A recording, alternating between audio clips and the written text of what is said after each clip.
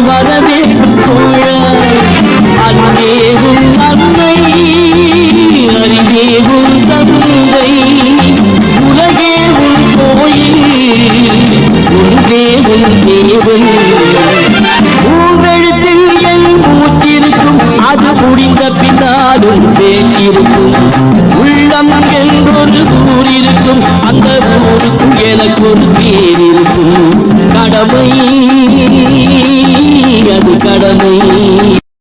மனதுக்கு மட்டும் பயந்து விடு வானத்தை உடலில் கலந்து விடு. இருக்கின்ற வரையில் வாழ்ந்து விடு இரண்டினில் ஒன்று பார்த்து விடு. Download ShareChat.